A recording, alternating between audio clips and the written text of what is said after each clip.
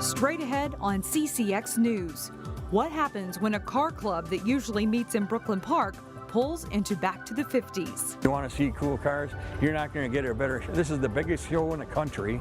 Plus, finding out the health of Hennepin County residents means reaching out to the residents themselves. See what's behind a new survey.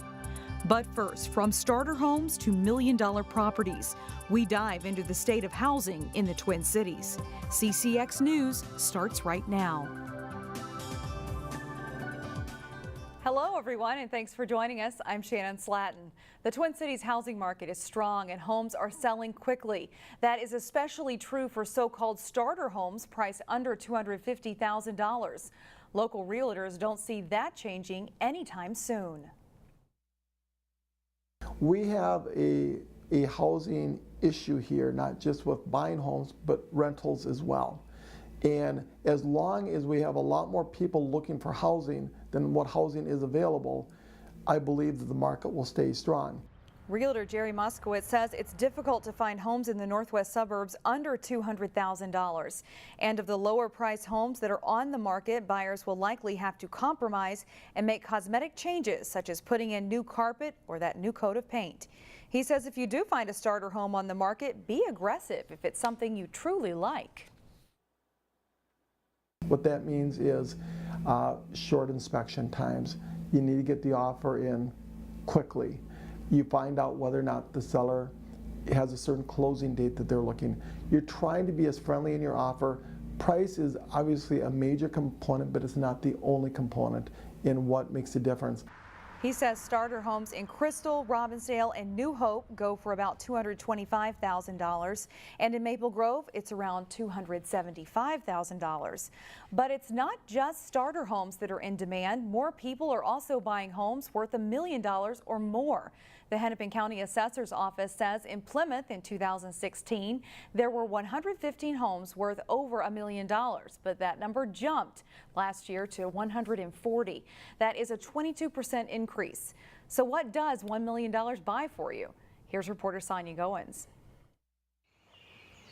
Over 6,000 feet of opulence. Just about every square foot of this home has a purpose. This Plymouth home featured on the Artisan Tour has a lot of elegant features. The cabinetry in a home like this is over $100,000, and it's true craftsmanship. The open concept features 6 bedrooms and 5 bathrooms. Steve Boyle with Boylan Homes says high-end clients expect top architectural designs and custom products. We have true leaded glass, so this leaded glass was all custom made, and it is a true leaded glass. A custom bar and wine cellar are on the lower level. For their daily use of wine, we have a dispenser here. The builder divided a sitting room and billiards room with a unique feature. To accommodate a TV to look in both rooms, we have a swivel here, so if you're over playing billiards, you can watch TV, or if you want to just sit here and relax in the lower level. And of course, the kitchen is a huge selling point with stunning walnut cabinetry. They're made by craftsmanship, either on-site here or in their own studio or workshop. And this custom range will bring out the chef in anyone. This range,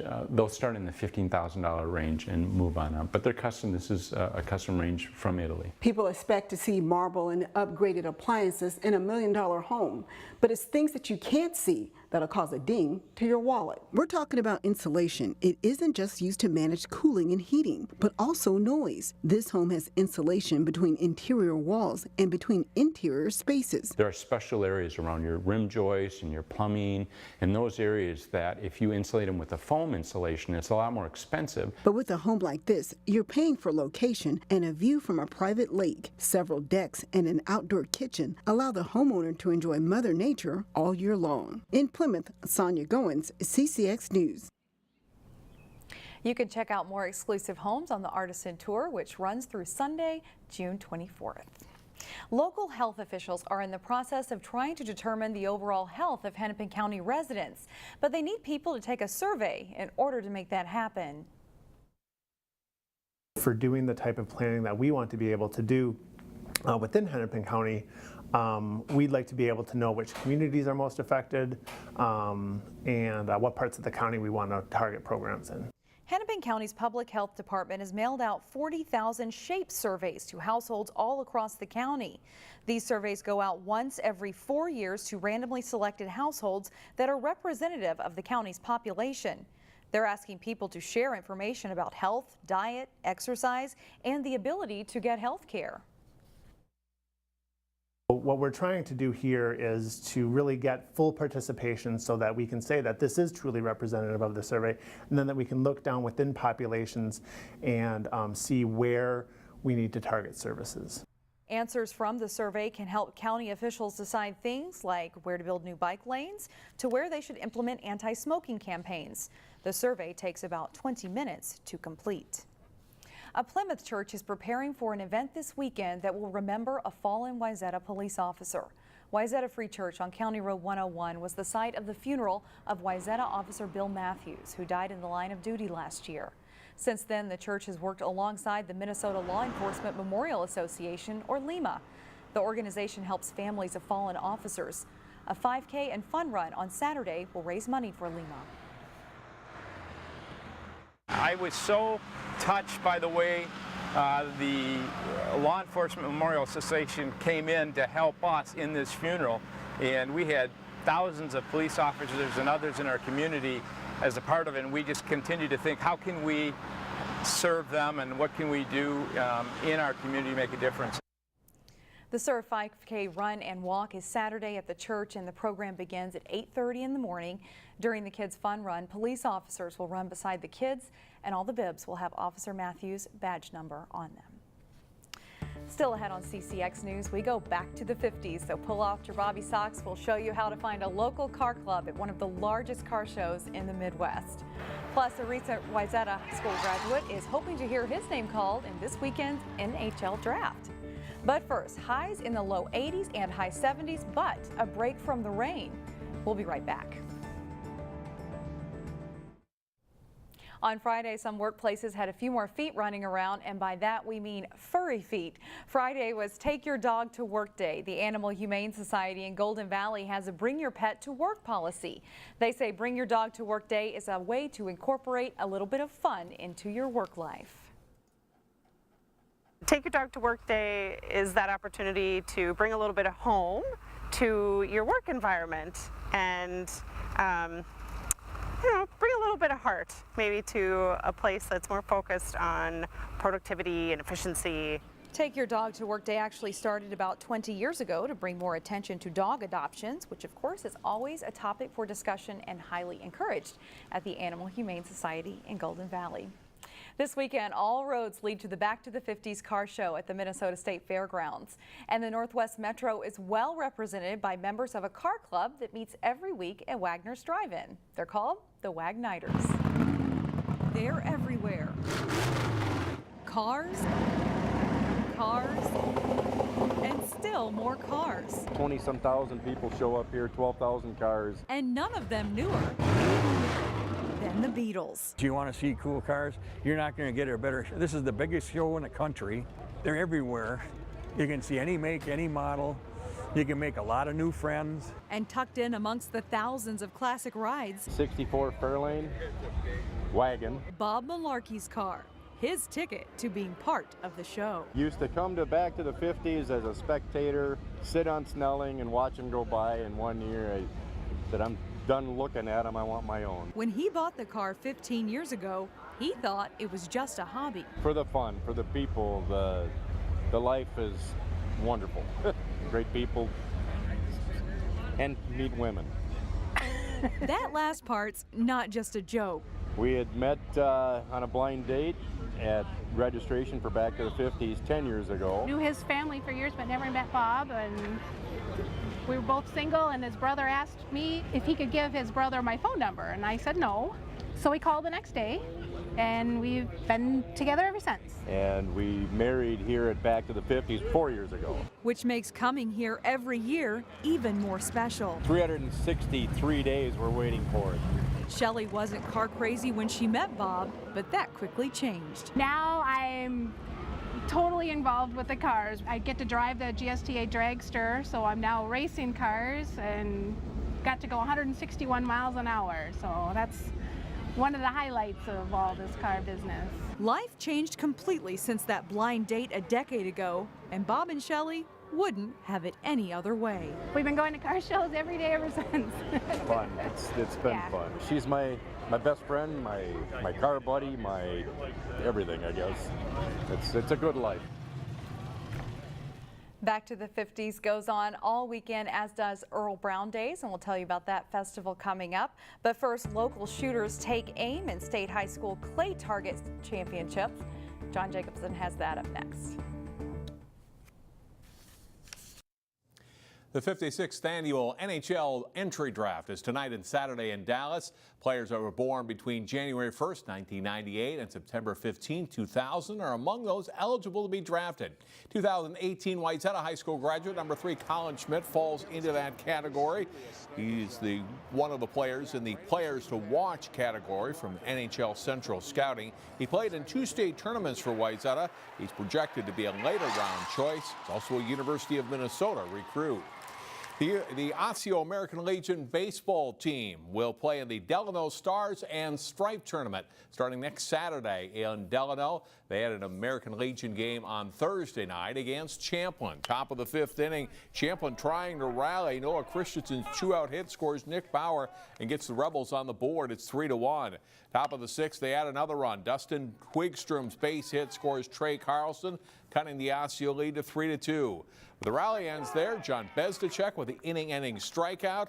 And Bezdacek and the Osseo defense gets Champlin Park 1-2-3 in the 7th. And Osseo grinds out a 3-2 win. The final state high school league sanctioned tournament of the spring season was held Friday in a fast-growing sport. The Clay Target State Championship Tournament took place at the Minneapolis Gun Club in Prior Lake.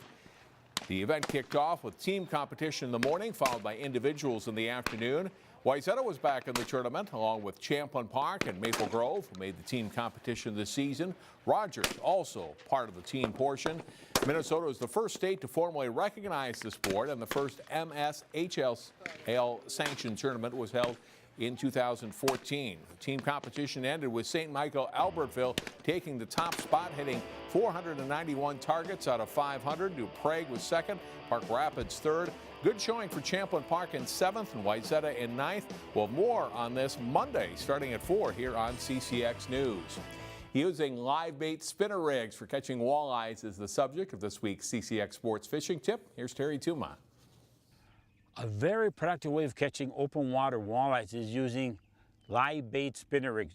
Generally speaking, either leeches or crawlers, and there's many different designs of blades, if you will. But generally speaking, you got your willow, you got your different size of blades. And always remember, it's a flash, the color, and the vibration that will entice a reluctant fish, or an active fish, if you will. Generally speaking, a number 2 to a number 5 Colorado is usually sort of a universal, the more productive, if you will.